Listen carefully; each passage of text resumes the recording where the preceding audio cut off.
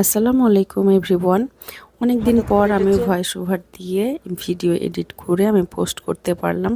Because আমি আসলে উমরাতে ছিলাম, যার জন্য আমি এইসব ব্যস্ততা থেকে একদম বাইরে ছিলাম। সো আমরা এখন যাচ্ছি মসজিদে কিবলাতাইন। এই মসজিদটা মদিনাতে অবস্থিত।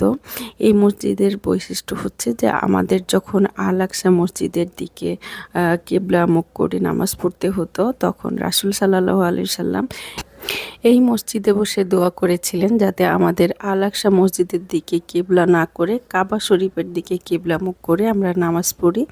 তখন আল্লাহ এটা কবুল করেছিলেন এবং নামাজের মধ্যে সঙ্গে সঙ্গে আল আকসা থেকে কাবা ঘরের দিকে মুখ করে আমাদেরকে নামাজ পড়া স্টার্ট হয়।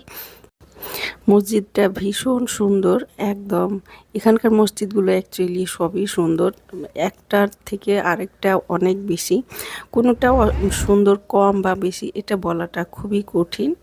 তো এই মসজিদে যেহেতু আল্লাহর রাসূলের দোয়া সঙ্গে সঙ্গে কবুল হয়েছিল, যার জন্য এই মসজিদে দোয়া করলে আপনাদের যারা যে এই মসজিদে 2 রাকাত নামাজ পড়ে দোয়া করে তাদের দোয়াও কবুল হয়ে যায় ইনশাআল্লাহ। আমি আসলে ওখানে খুব ছোট ছোট ভিডিও করেছি, বিকজ ওখানে আসলে ভিডিও করতে ভালো লাগে না। ওখানে যেই কাজে গিয়েছি সেই কাজটাই ইচ্ছে করে